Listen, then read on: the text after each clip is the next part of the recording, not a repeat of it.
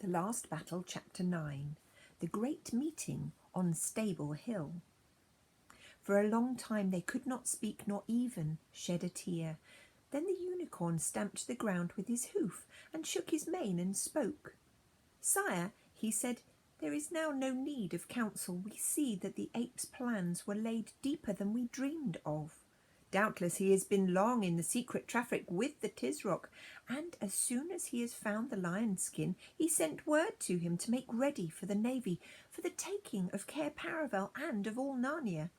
Nothing now remains for us 7 but to go back to Stable Hill, proclaim the truth, and take the adventures that Aslan sends us. And if by the great marvel we defeat those 30 Calamines who are with the ape, then to turn again and die in battle with the far greater host of them that will soon march from Cair Paravel." Tyrion nodded, but he turned to the children and said, "Now, friends, it is time for you to go hence into your own world. Doubtless you have done all that you were sent to do." But we've done nothing," said Jill, who was shivering, not with fear exactly, but because everything was so horrible. "Nay," said the king, "you loosed me from the tree. You glided before me like a snake last night in the wood and took Puzzle, and you, Eustace, killed your man. But you're too young to share in such a bloody end as we others must meet tonight, or it may be 3 days hence. I entreat you, nay, I command you, to return to your own place. I should be put to shame if I let such young warriors fall in battle on my side." "No, no, no," said Jill, very white when she began speaking, and then suddenly very red, and then white again. "We won't. I don't care what you say. We're going to stick to you whatever happens, aren't we, Eustace?" "Yes, but there's no need to get so worked up about it," said Eustace, who stuck his hands in his pockets, forgetting how very odd that looks when you're wearing a male shirt. "Because, you see, we haven't got any choice. What's the good of talking about our going back? How? We've got no magic for it." This was very good sense, but at the moment Jill hated Eustace for saying it. He was fond of being dreadfully matter-of-fact when other people got excited. When Tyrion realised that the two strangers could not get home unless Aslan whisked them away, he next wanted them to go across to the southern mountains into Archenland, where they might possibly be safe. But they didn't know their way, and there was no one to send with them. Also, as Poggin said, once the Calamines had Narnia, they would certainly take Archenland in the next week or so. The Tisroc had always wanted to have these northern countries for his own. In the end, Eustace and Jill begged hard that Tyrion said that they could come with him and take their chance, or, as much more sensibly he called it, the adventure that Aslan would send them. The king's first idea was that they should not go back to Stable Hill. They were sick of that very name of it by now, till after dark. But the dwarf told them that if they arrived there by daylight, they would probably find the place deserted, except perhaps for a Calamine sentry. The beasts were far too frightened by what the ape and Ginger had told them about this new angry Aslan, or Tashlan, to go near it except when they were called together for those horrible midnight meetings, and Calamines are never good woodsmen. Poggin thought that even by daylight they could easily get round to somewhere behind the stable without being seen. This would be much harder to do when it was night, and the ape might be calling the beasts together, and all the Calamines were on duty. And when the meeting did begin, they could leave Puzzle at the back of the stable completely out of sight till the moment at which they wanted to produce him. This was obviously a good thing, for their only chance was to give the Narnians a sudden surprise. Everyone agreed, and the whole party set off on a new line, northwest, toward the hated hill. The eagle sometimes flew to and fro above them. Sometimes he sat perched on Puzzle's back. No one, not even the king himself, except in some great need, would dream of riding on a unicorn. This time, Jill and Eustace walked together. They had been feeling very brave when they were begging to be allowed to come with the others, but now they didn't feel brave at all. "Poll," said Eustace in a whisper, "I may as well tell you, I've got the wind up." "Oh, you're all right, Scrub," said Jill. "You can fight, but I'm just shaking, if you want to know the truth." "Oh, shaking's nothing," said Eustace. "I'm feeling I'm going to be sick." "Oh, don't talk about that, for goodness sake," said Jill. They went on in silence for a minute or two. "Poll," said Eustace presently. "What?" she said. "What'll happen if we get killed here?" "Well, we'll be dead, I suppose." "But I mean, what will happen in our world? Shall we wake up and find ourselves back on the train? Or shall we just vanish and never be heard of any more? Or shall we be dead in England too? Gosh, I never thought of that." "It'll be rum for Peter and the others if they saw me waving out of the window, and then, when the train comes in, we're nowhere to be found. Or if they found too, I mean, if we were dead over there in England." "Oh," said Jill, "what a horrid idea." "It would be horrid for us," said Eustace. "We wouldn't be there. I almost wish—" "No, I don't know," said Jill. "What were you going to say?" "I was going to say I wished we'd never come, but I don't. Even if we are killed, I'd rather be fighting for Narnia than grow old and stupid at home and forget and perhaps go about the bath chair and then die in the end all the same. Or be smashed up by British railways." "Why do you say that?" "Well, when that awful jerk came, the one that seemed to throw us into Narnia, I thought it was the beginning of the railway accident, so I was jolly glad to find ourselves here instead." While Jill and Eustace were talking about this, the others were discussing their plans and becoming less miserable. That was because they were now thinking of what was to be done this very night, and the thought of what had happened to Narnia, the thought that all her glories and joys were over, was pushed away into the back part of their minds. The moment they stopped talking, it would come out and make them wretched again. But they kept on talking. Poggin was really quite cheerful about the night's work they had to do. He was sure that the boar and the bear, and probably all the dogs, would come over to their side at once, and he couldn't believe that all the other dwarfs would stick to Griffel. And fighting by firelight and in and out of among the trees would be an advantage to the weaker side.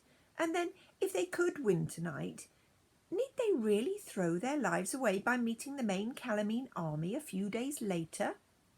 Why not hide in the woods or even up in the western waste beyond the great waterfall and live like outlaws? And then they might gradually get stronger and stronger, for talking beasts and Archenlanders would be joining them every day.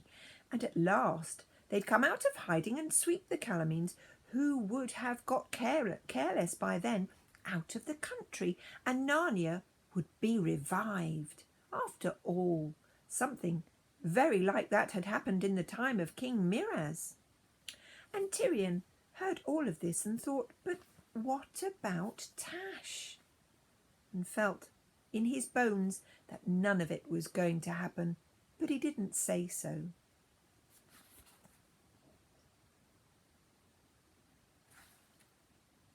When they got nearer to the stable, of course everyone became quiet.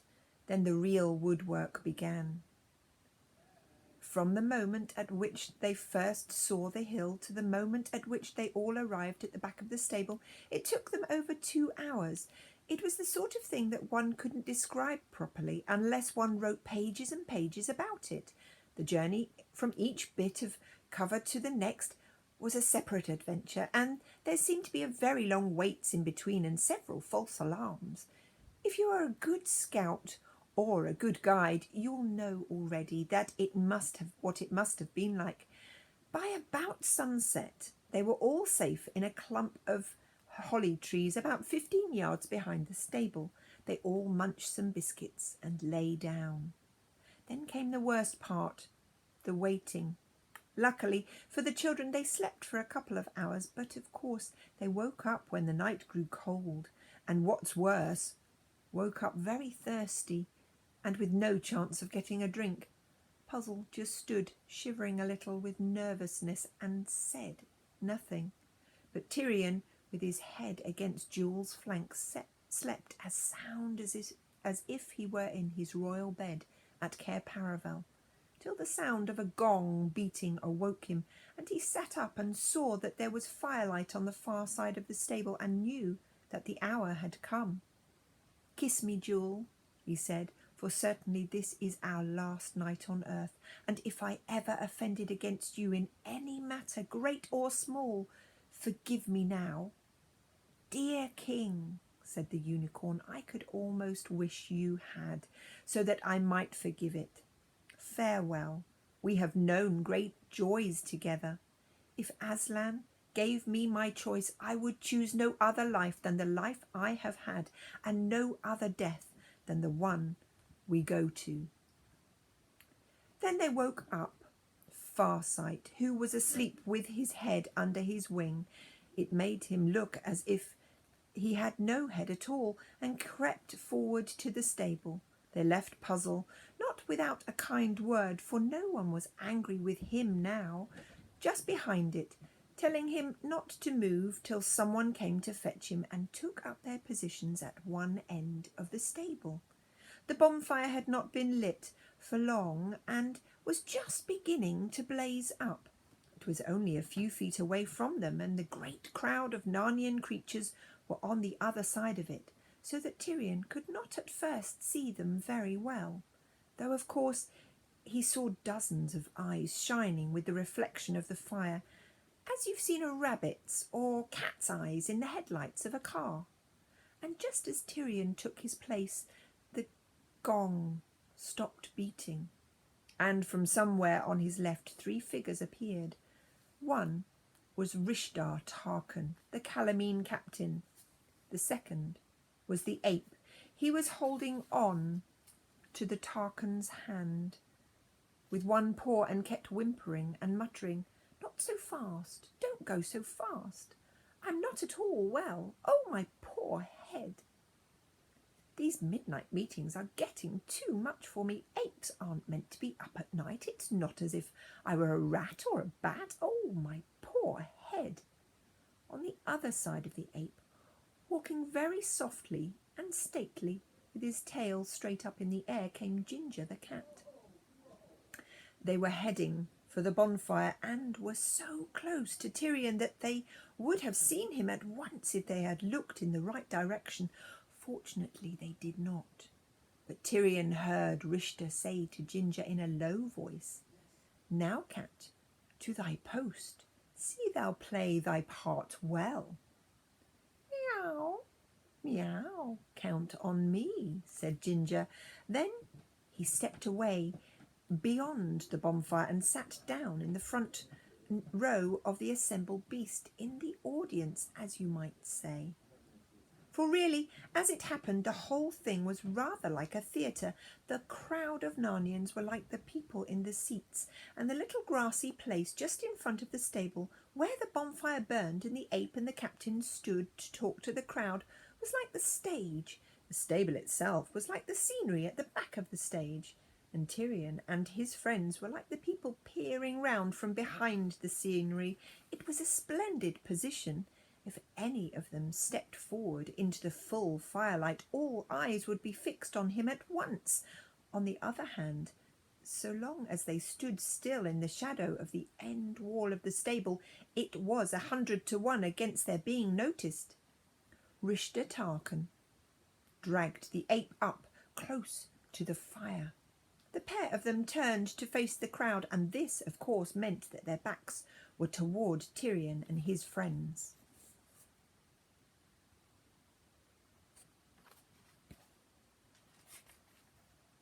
"Now, monkey," said Rishta Tarkan in a low voice, "say the words that wiser heads have put into thy mouth, and hold up thy head." As he spoke, he gave the ape a little prod or kick, from behind with the point of his toe. "Do leave me alone," muttered Shift, but he sat up straighter and began in a louder voice. "Now listen, all of you. A terrible thing has happened, a wicked thing, the wickedest thing that ever was done in Narnia and Aslan." "Tashlan, fool," whispered Rishta Tarkan. "Tashlan, I mean, of course," said the ape, "is very angry about it." There was a terrible silence while the beasts waited to hear what new trouble was in store for them. The little party by the end wall of the stable also held their breath. What on earth was coming now? "Yes," said the ape, "at this very moment, when the terrible one himself is among us. There in the stable just behind me, one wicked beast has chosen to do what you'd think no one would dare to do, even if he were 1,000 miles away. It has dressed itself up in a lion skin and is wandering about in these very woods, pretending to be Aslan." Jill wondered for a moment if the ape had gone mad. Was he going to tell the whole truth? A roar of horror and rage went up from the beasts. "Arrgh!" came the growls. "Who is he? Where is he? Just let me get my teeth into him." "It was seen last night," screamed the ape, "but it got away. It is a donkey, a common, miserable ass. And if any of you see that ass—" "Arrgh!" growled the beasts. We will. He'd better keep out of our way." Jill looked at the king. His mouth was open and his face was full of horror. And then she understood the devilish cunning of the enemy's plan. By mixing a little truth with it, they had made their lie far stronger. What was the good now of telling the beasts that an ass had been dressed up as a lion to deceive them? The ape would only say, "That's just what I've said." What was the good of showing them Puzzle in his lion skin? They would only tear him to pieces. "That's taken the wind out of our sails," whispered Eustace. "The ground is taken from under our feet," said Tyrion. Cursed cleverness," said Poggin.